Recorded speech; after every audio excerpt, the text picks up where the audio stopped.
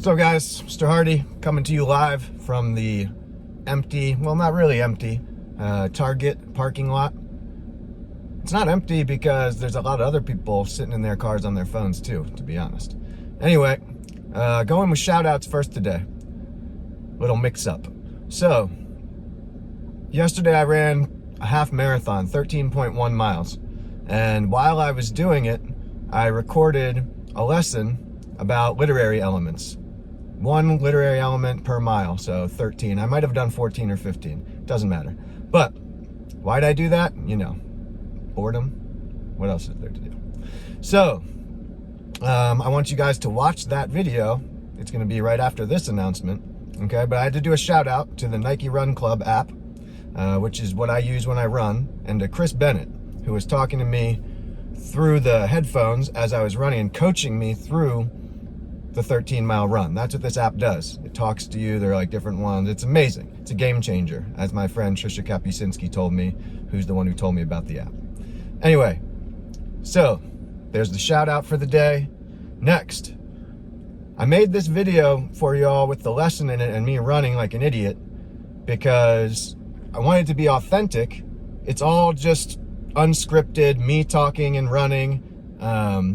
I may have forgotten some things here and there. Some of the examples may not be as good, whatever. And I was just gonna post it like that. But I figured I would add this part to it just to do a little bit of explanation, and for one other really important reason. I forgot the learning targets. You know you cannot learn without learning targets. Okay, so here we go. You ready? Learning target.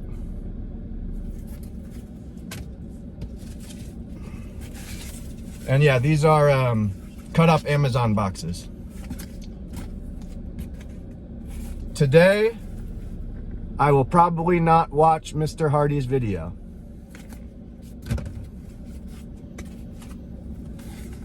But if I do, I will hopefully laugh, most likely at what a fool he is.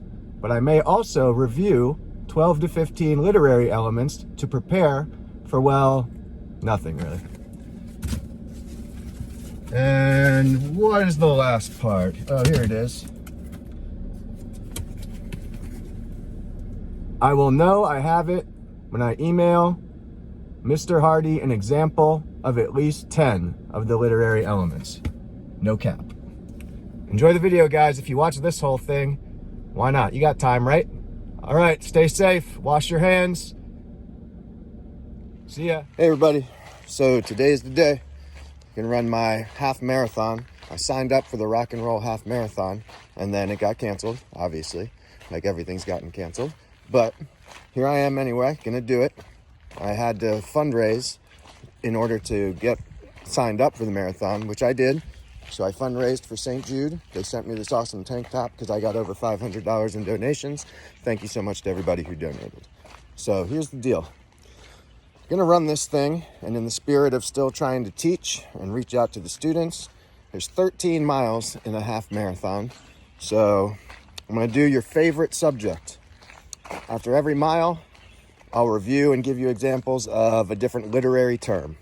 Okay, so see you at 1 mile, where we will talk about similes. What's up, guys? All right, I'm a little over a mile.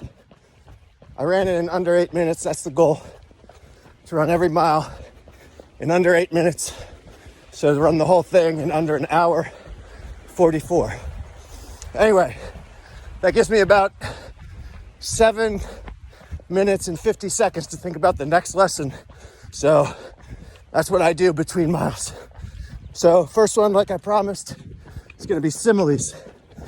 You guys know similes, they're easy. Similes are comparisons using like or as. So, good example. Right now I'm pretending that my feet are as light as a feather. It's helping me run. Cheesy, right? But that's a simile. Another one for you real quick. I'm trying to run like I'm Achilles fighting in the Iliad because he was the swiftest of all the Greeks. That's an epithet, I think. I don't know. I'll come back to Achilles because he's my favorite. So, another good one for you before I check out. When you guys say that you're tired AF, guess what? You just used a simile. Think on that. All right, y'all. I'm back. A little over 2 miles now. Still on pace, which is great. Best practices say I should do a little mini review of the last lesson before the next lesson. Shout out to Mr. Smith. He loves best practices.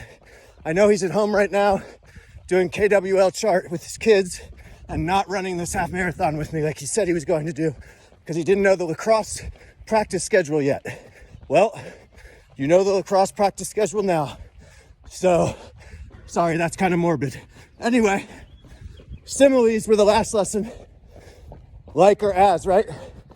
So, right now, I'm feeling like a dog in heat. Whoa, no, that's not a good one. That's bad. I'm feeling like a strong building. That's bad too. But anyway, that's your review of similes. Remember the AF thing as well. That's a good one. All right, so on to personification. Personification is another easy one that a lot of you probably know. It's like if I look at this tree and I'm like, that tree is pretty AF. Tree's actually pretty. That's a bad example too. It's like if I take a clock, this is better, and I say the clock looked like it was smiling because of the way the hands were situated. Okay? Clocks don't smile. People smile. That's personification. I hope some of you are smiling. Check in after mile 3. Hey guys, I'm over 3 miles now, like 3.5. I forgot to check in. Sorry, but here you go. Quick review of the last lesson, which was personification, right? Okay, so I'm on a path right now in the woods. I'm gonna come back to that later. And the path is very lonely. Paths aren't lonely. People are lonely. That's personification. All right, so that's your review. Best practices, Mr. Smith, shout out. And we are back to our next lesson. Next lesson is foreshadowing. Kids love foreshadowing, they get it. It's usually what they choose to write about if they're given a choice, because it's easy. Romeo and Juliet, they tell you at the beginning of the play, Romeo and Juliet are gonna die. So, you know they're gonna die, but you still watch the play. You wanna see what's gonna happen and what foolish stuff Romeo and Juliet are gonna do. Creates suspense. Suspense is what foreshadowing is all about. All right, so while I'm on this path in the woods, okay, let's talk about a short story that we often use to teach foreshadowing, which is The Sound of Thunder. Shout out to Ray Bradbury. You're the GOAT. Sound of Thunder, English 10, classic. It's about time travel. There's this company called Time Travel Inc. Sends people back in time so they can see dinosaurs, shoot dinosaurs and whatnot. It's pretty messed up. Not gonna read it to my son. He doesn't need to hear about that. So, these guys go back in time and they're told one thing. That one thing is basically, don't get off the path. If you leave the path, bad things will happen. So, in the story, what do you think happens? Somebody steps off the path, obviously. That's called foreshadowing. So, when they step off the path, bad stuff happens, just like they said. In the future, everything has changed. Even the guy who was elected president is changed. And he's awful. He's like a dictator. So just because somebody stepped off the path and stepped on a butterfly, it altered the future, and now there's an awful president. Sound familiar? Woo! I feel pretty good after that. Okay, so I'm too tired. See ya after the next mile. All right, everybody, about 4.5 miles. So, review of last lesson, best practices, Mr. Smith. Last lesson was about Foreshadowing. Here's your review of foreshadowing. This next lesson is going to be about plot. Get it? So I did there. Okay. Plot. 5 parts to a basic plot. You've done a plot chart. Best practices. Mr. Smith, shout out to plot charts. So 5 parts. Let's break them down. First part's called the exposition. It's basically the introduction to the story. Introduce characters, introduce the setting, set up the story. That's the exposition. Next part. So like, here's an example. In the race I'm doing right now, the exposition was me introducing myself and why I'm doing this, because I'm an idiot. Anyway, next is the rising action. In the rising action, events start building and getting more exciting, more action, get it? Building towards the climax. So stuff starts happening to the characters basically. Conflicts, internal and external. That's a good idea for like mile 7. That's foreshadowing again. Anyway, so the climax is the turning point of the story, or what people call the most exciting part of the story. Generally people think it's the most interesting part of the story. Whatever. Climaxes can be debatable, depending on your opinion. That's what's kind of cool about them. Some people think the climax of Romeo and Juliet is when they get married. Because after that, bad news. Turning point. See? But other people think the climax is when they kill each other. Or themselves. Sorry. Morbid. Again. I'm going to try and be more positive. Okay. The climax of this run probably be around mile 8, mile 9. Hopefully you stick around to see the climax. Hopefully it's a good one. Foreshadowing. What's up? All right, here we go.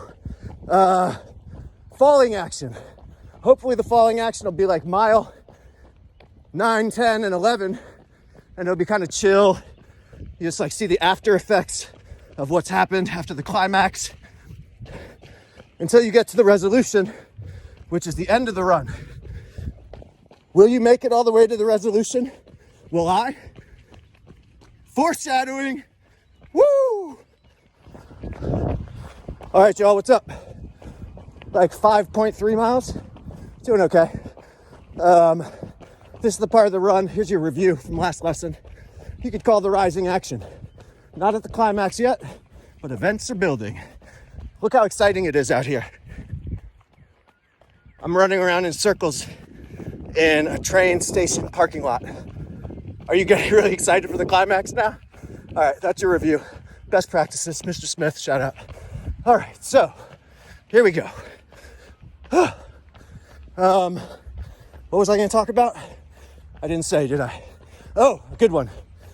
You ready? 2 for 1. 2 for 1 special. You excited yet? This is rising action. Protagonist and antagonist. The protagonist is a central character in a story, in a movie, in a book, in a play, whatever. Central character. It doesn't have to be the good guy. It's one of my favorite lines. Everyone thinks the protagonist is the good guy, the hero, whatever. It's not. Protagonist is the central character. Protagonist can be an awful POS. You know what I'm talking about, right, guys? Anyway, so as long as the story revolves around that person, that's the protagonist. The protagonist of this story is me. You might like me, you might not. Don't have to like the protagonist, that's the point. But anyway, I'm the central character in this story, like it or not. You choose. So, the antagonist is whatever is against the protagonist. Still running around a parking lot at an empty train station, in case you were wondering. So, what was I talking about? Antagonist. Here we go. The antagonist is whatever directly is in opposition to the protagonist. Now here's a good one, guys. Usually the antagonist is like the bad guy, Darth Vader, Voldemort, whatever. The villain that's trying to get the protagonist, right? It's pretty simple. But then, curveball, the antagonist can be other stuff, like things in society, like racism, prejudice, a global pandemic. Yeah, wrap your mind around that one. Oh, tired. Check in later. Foreshadowing. Nah, you get it. You know foreshadowing. Probably knew it before I started the video. Later. Hey guys, I'm in mile 6. Still rising action. This is the most exciting thing I've seen in a while. A squirrel just ran up a fence. Oh, and I almost fell. Woo! I definitely gotta be more careful. Okay, no more of that. What did we do last time? Protagonist and antagonist. I'm the protagonist.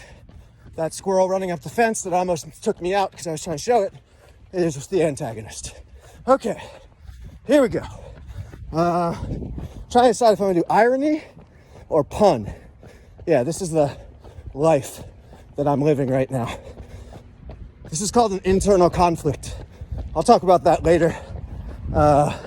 Maybe mile 10. Foreshadowing! Woo woo! Here we go. All right. I picked one. All right, pun. Puns are kind of dumb. It's not or clever.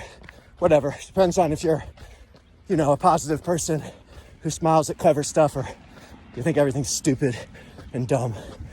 Don't be like that. Puns are fine. Okay? Your grandpa probably likes puns. Your dentist probably really likes puns.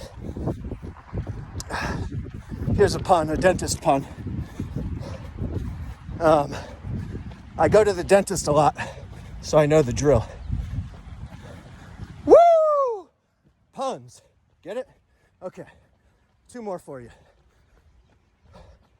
Right now, what you're doing is called long distance running, learning. Distance learning. Whew, that was beautiful. I don't even know how I come up with that stuff sometimes. Okay, the other one is, how about social distancing? Can't possibly be social and distancing. Maybe you can. You should right now. It's serious. Stay at least 6 feet away from people. But it's kind of like a pun. Or maybe that's a paradox or a malapropism. Nope, definitely not a malapropism. Shout out to my mentor teacher, Falls Church High School, about 12 years ago, Miss Jan Napoliello, who made me learn what malapropism was and synecdoche. Right. You know what the kids loved? Synecdoche. All right. See ya. All right, guys, you ready? I'm into mile 7. Feeling pretty good. Legs are tired. Not tired AF, but tired. Check this out. Yep. I made my way back to the train station parking lot again. That's called repetition. I don't know how to do repetition, but it's also starting to become kind of a motif of the whole thing. But motifs, too tired for that right now. Another lesson, another run. Anyway, I was inspired. Oh wait, did I review? Did I do the review? Best practices, Mr. Smith. Did I do the review? What was it? Puns. Yeah, that's right. We reviewed puns. I can't think of another example of a pun right now. Too tired. But that's what we reviewed. So, moving on. I was inspired by thinking of the word malapropism last time, which is a word I haven't thought about in a long time. Probably in about 12 years when I was doing AP English in my student teaching with Miss Napoliello. But a malapropism, pretty funny actually. It's when you intentionally put a word that sounds like another word in the place of it for comedic effect. By the way, I'm not Googling this stuff. I'm not that guy at trivia who's got his phone out Googling answers. Come on, don't be that guy, all right? Anyway, yeah, so when you put a word in and make it funny, because it sounds like the word you're supposed to be using, but it's different. Check this one out. I came up with it during the last mile. Let's see if it hits or not. The baby farted, and it was like an earthquake that measured 7.8 on the rectal scale. Woo! All right, did that hit? Was that funny? Did you catch the simile too? Yep, simile. All right, simile and malapropism. Are you proud of me, Mr. Poliello? I hope so. See you guys. Oops. All right, guys, cheating a little bit here. I'm not at mile 8 yet, but I had a great example of situational irony that just hit me as I was running. Yep, you excited? Is the suspense building? Oh yeah, situational irony. Okay, it's where a situation is kind of exactly what you wouldn't expect it to be. It's unexpected. So, it's just listening. I run with this app, Nike Run Club. It's amazing. Shout out Nike, shout out Phil Knight. I listened to your book, Shoe Dog. Amazing, inspiring. Read it, guys. Okay, situational irony. I'm running with shoes that are Hakkas, and I'm talking about Nike and how awesome it is and how great the guy is. Anyway, that wasn't the example that I was gonna give. That one just came to me. So, this is the one I had. I'm listening to this track on this Nike Run Club app, and the song is called Timothy. It actually came on in a run I was doing like 2 weeks ago. So that's weird. Never heard this song before. Oh, it's pretty good. Oh, it's called Timothy, which is my first name, legally. Okay, which gets me to my point. I go by Sean, which is my middle name. Nobody calls me Timothy. My parents, I asked them one time, my dad's name is Timothy, right? That's why I'm named Timothy. You get named after your dad, right? But they told me, yours worse could call you Sean. So, you know, been dealing with that whole SCAN versus SEAN versus SHAWN thing. Shout out new principal Andale High School. He's an SHAWN. You're doing an awesome job, buddy. Keep it up. What the heck was I talking about? Oh yeah, Timothy. So this is a lot of fun, right? I got all my emails at work, like 75% of them call me Tim. I've known some of these people for 12 years. Been walking past them in the halls. They know I go by Sean. Why are you emailing me Tim? Anyway, besides the point. Okay, this was the point of the story. So, because of this, it's led to a lot of confusion in my life. Here's one example.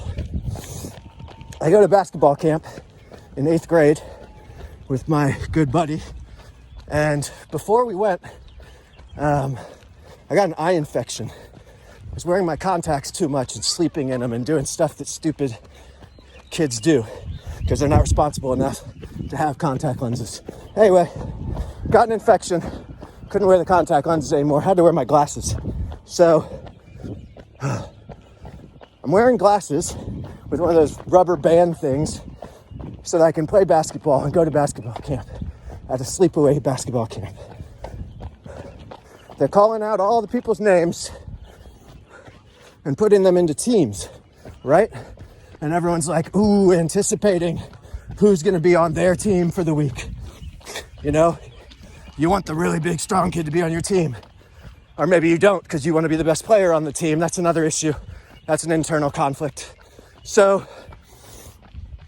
they're calling out the names and the coach is doing my team. And there's like 3 or 4 kids he's already called out that are going to be on my team. And my dad, when he had filled out the application to go to basketball camp, wrote my name in as T.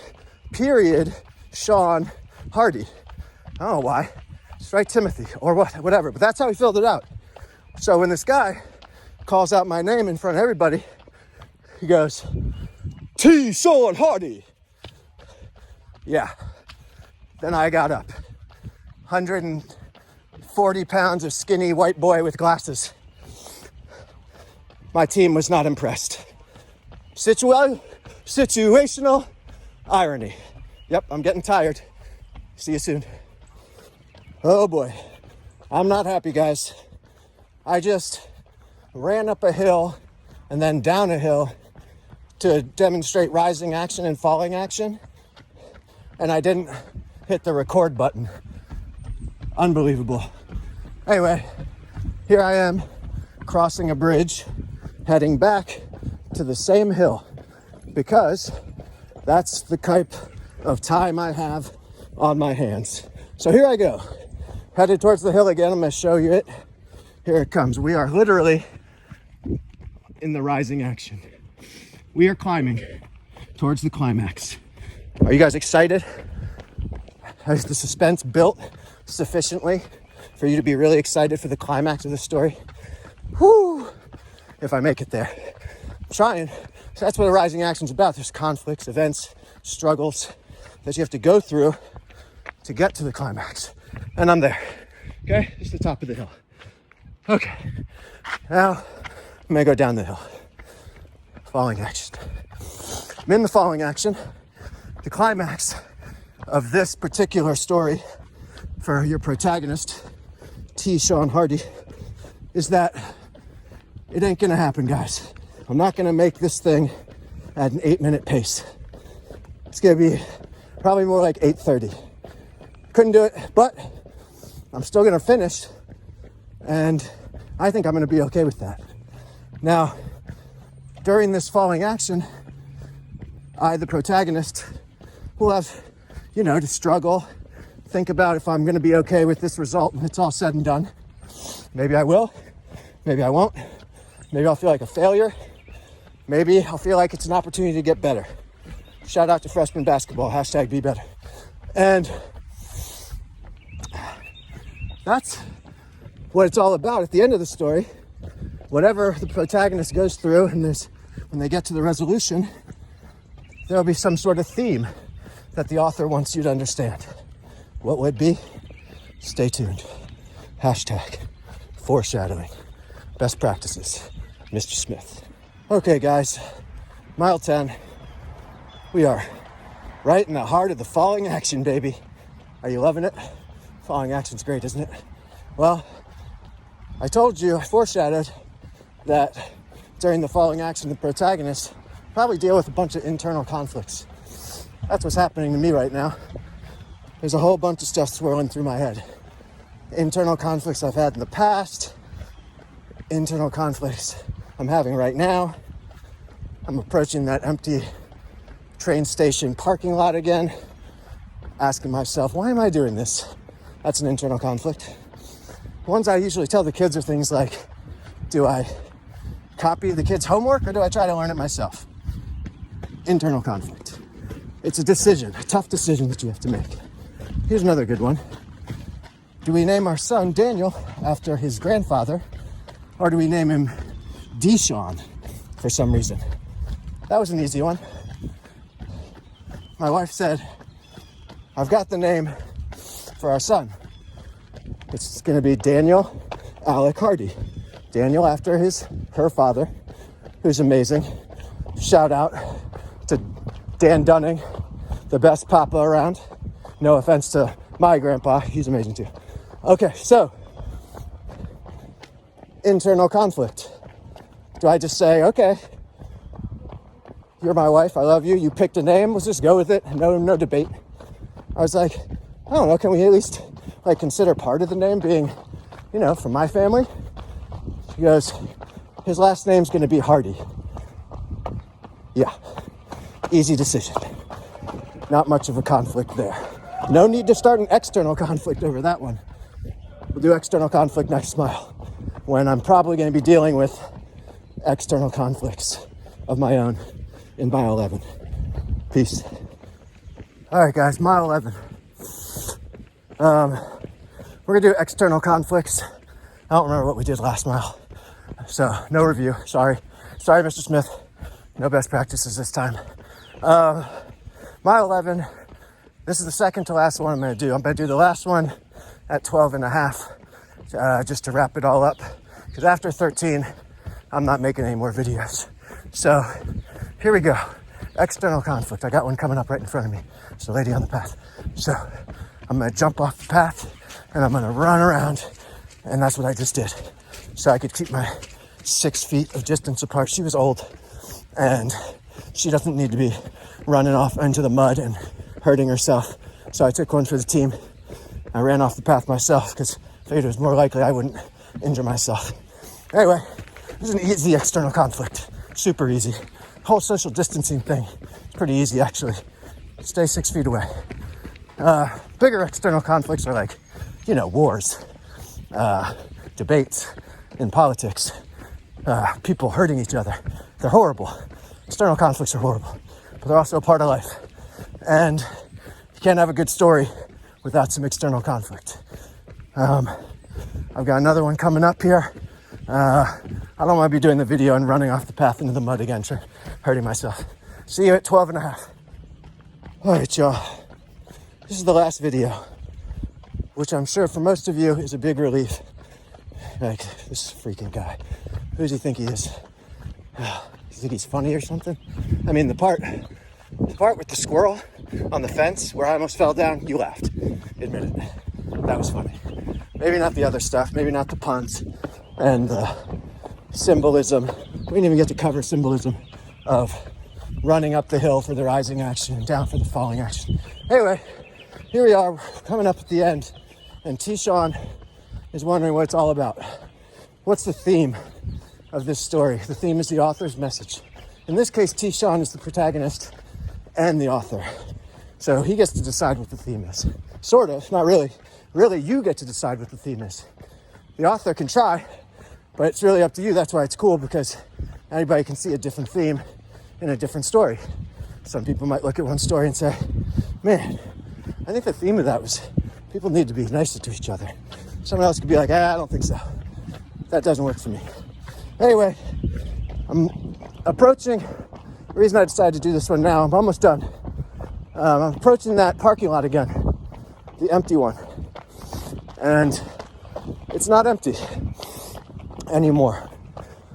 There's a dad pushing his kid in a stroller. There's a couple kids riding their bikes around.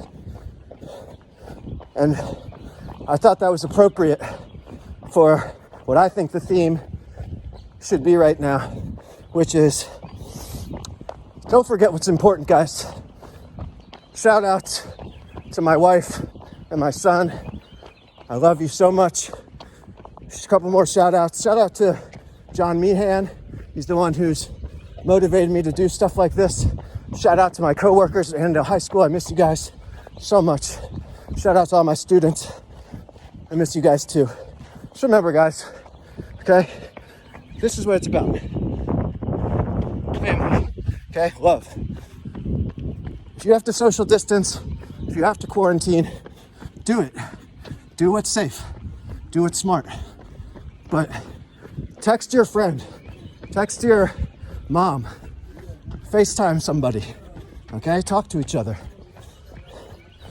That's what it's all about for T-Sean. Anyway, T-Sean out.